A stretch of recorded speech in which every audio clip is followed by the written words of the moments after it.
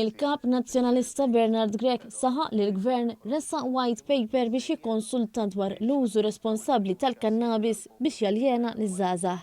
Il-ħadd filgħodu f'intervista l-kap tal-Oppożizzjoni kien mistoqsi dwar ir-riforma fil-liġi tal-użu tal-kannabis u għażel li ma jgħaddix il-pożizzjoni tiegħu.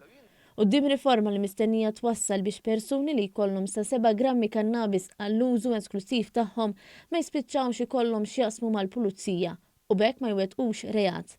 Bernard Grech spiċċa jgħid li din ir-riforma hija marbuta ma' xi eżerċizzju ta' xi stħarriġ elettorali.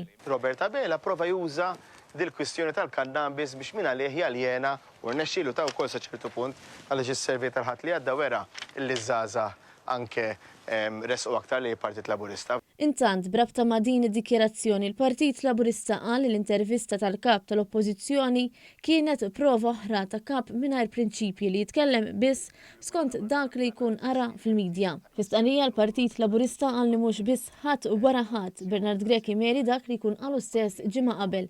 Iżda se joħroġ biċ-ċar kif jaħseb li kulħadd bħalu. Dwar kif il-kap tal-Oppożizzjoni tkellem dwar ir-riforma fuq il-liġi li tirregola l-użu tal-kannabis u l-mod ta' kif iddeskrivija bħala eżerċizzju marbut ma' surveys, il-Partit Laburista qal li dan jikxef il-mod kif il-kap nazzjonalista jaħseb biss f'termini elettorali.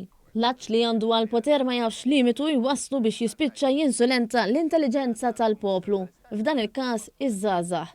Għax b'dak li qalu iż-żgħażagħ jiddeċiedu li ma partit jappoġġjaw fuq riforma tal-kannabis biss. Innota il-Partit Laburista. Il-Partit Laburista qal li żgħażagħ jappoġġjaw lill-Partit Laburista għax jaraw fih partit riformista u li qed jieħu deċiżjonijiet biex ikompli jirriforma dan il-pajjiż. Intqal li fuq kollox iż-żgħażagħ jafu li l-Partit Laburista jirrispetthom u jagħtihom l-ispazju kollu biex imexxu il-politika tiegħu. U dan bil-fatti u mhux biss bi kliem fil-gazzetti f'mument ta' kriżi.